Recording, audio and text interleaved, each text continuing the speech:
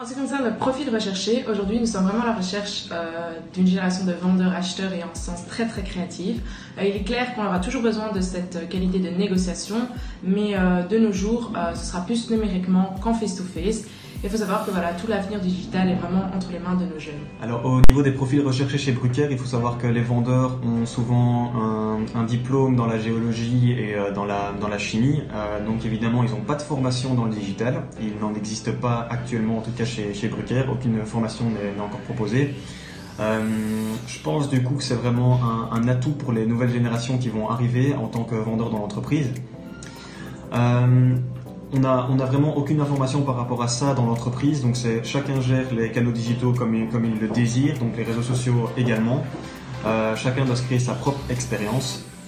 Moi, dans mon cas, il faut savoir que quand j'ai commencé ma carrière, tout se faisait au niveau des prises de rendez-vous par téléphone et ensuite la négociation et la conclusion se faisait en face à face. Alors qu'aujourd'hui, je constate que 95% de mon travail se fait par mail, donc à distance, et que seulement le point de vue de la négociation se fait en face à face. Et donc du coup c'est très dur de négocier quand on n'a pas un client en face de nous parce qu'on voit pas ses mimiques, etc. Et c'est vraiment le désavantage. Donc le profil le plus recherché chez nous, en tout cas, c'est plus un profil farmer, quelqu'un qui est à l'aise avec la vente mais également avec la relation clientèle. Mais surtout, et le plus important, c'est qu'il gère tous les outils digitaux et les réseaux sociaux, par exemple comme Facebook, LinkedIn plus spécialement. Pour leur formation, sortir d'une école de commerce, évidemment c'est un plus, mais c'est surtout l'expérience qui va jouer et comme je le disais, la connaissance des outils digitaux. Des commerciaux. Il n'y a pas de réelle formation de nos jours. Nous prenons des jeunes diplômés qui ont fait des études de commerce. Disons juste qu'il nous faut des jeunes qui sont à l'aise avec le digital, mais bon, généralement ce sont des profils qu'on reconnaît assez rapidement. Et puis voilà, les nouvelles générations grandissent dans cet univers, ce qui facilite beaucoup les choses. Le profil recherché est un vendeur axé farmer, ayant un minimum des connaissances dans 3 langues et ayant des bases dans l'un de nos domaines. Il faut savoir qu'il ne faut pas de prérequis en digital pour être vendeur chez nous. Et chaque vendeur reçoit une formation à son arrivée chez nous en fonction de son niveau actuel. C'est vrai que la fonction d'un commercial a énormément changé. Ce n'est plus du tout comme avant où on allait encore avec nos manettes et nos papiers négocier directement chez la personne. Maintenant tout se fait en ligne, par mail, par téléphone. À vrai dire, on ne négocie presque plus. Le client nous achète directement sans vraiment passer par cette phase de rencontre. En ce qui concerne la relation clientèle, chez nous c'est super important.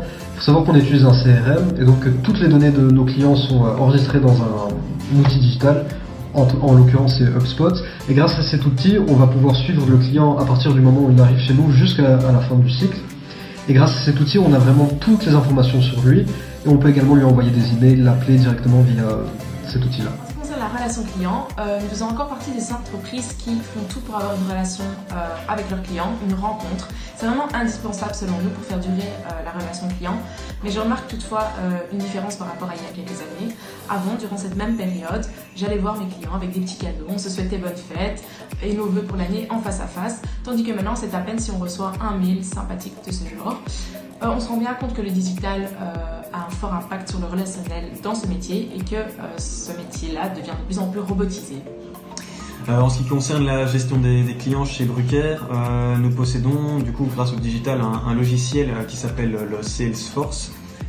Mais du coup ça demanderait beaucoup de temps pour les analyser. Il y a encore personne qui gère ça et ça coûterait quand même assez d'argent à l'entreprise. Vous avez aussi parlé de la surinformation des clients. C'est vrai que les clients peuvent l'être, mais c'est aussi une force pour nous parce que nous pouvons retracer leur chemin en se mettant à leur place et donc du coup nous utilisons les mêmes canaux qu'eux, nous allons sur les forums, etc. Et nous nous rendons bien compte des informations qu'ils ont pu avoir sur nos produits et sur la concurrence. Donc c'est une force et une faiblesse en même temps.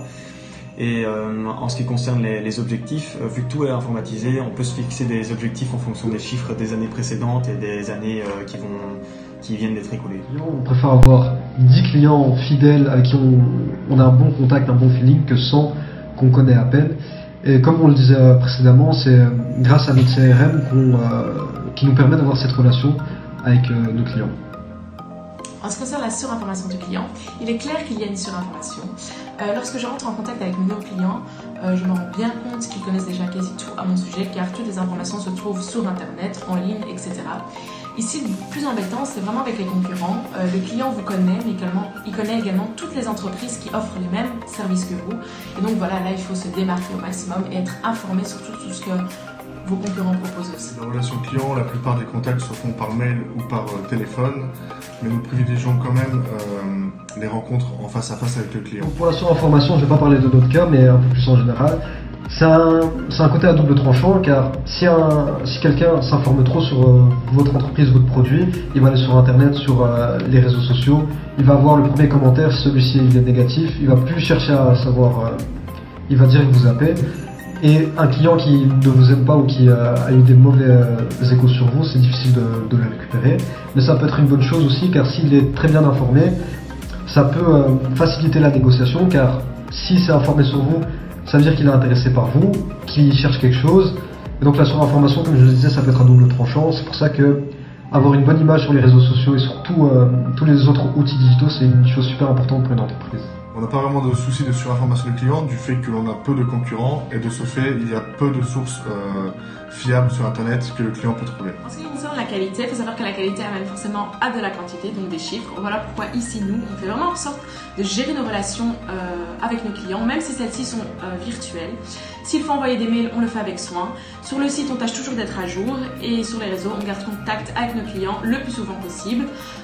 C'est vraiment quelque chose qui est propre à notre époque en fait. Auparavant, on était vraiment plus avec les envois de lettres, la facturation sur papier, les recommandés, etc.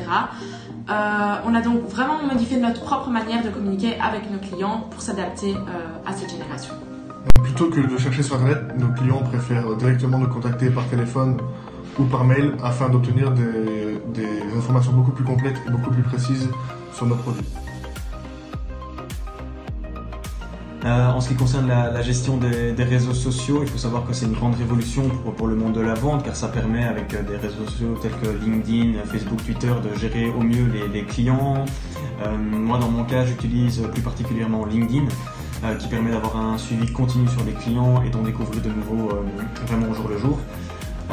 Il faut savoir que LinkedIn est payant, c'est le gros inconvénient pour avoir un compte premium, donc ça coûterait plus d'argent à l'employeur. Donc dans mon cas, je ne l'utilise pas de façon premium, mais simplement l'application gratuite.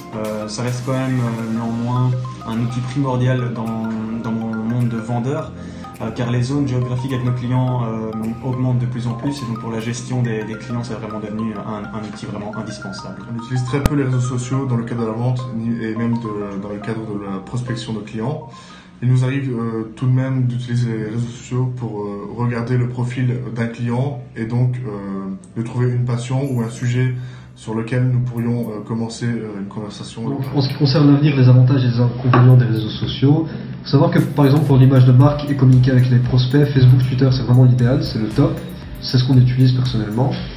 Et pour ce qui est de communiquer avec les professionnels ou de chercher de nouveaux employés ou même de chercher des clients potentiels, LinkedIn c'est vraiment le top du top, et à mon avis c'est ce qui va, dans le futur, c'est ce qui va vraiment révolutionner le métier de commercial.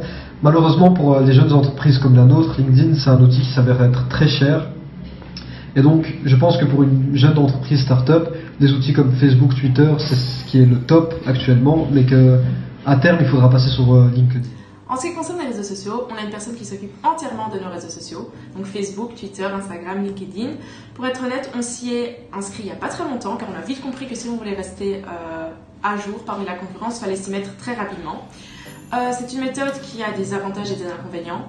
Ici, l'avantage est clairement la proximité qu'on a avec nos clients. Donc, on rentre en contact avec eux très facilement et ça facilite énormément la tâche. Un autre grand avantage est la gratuité de cet outil de communication, comme Facebook par exemple.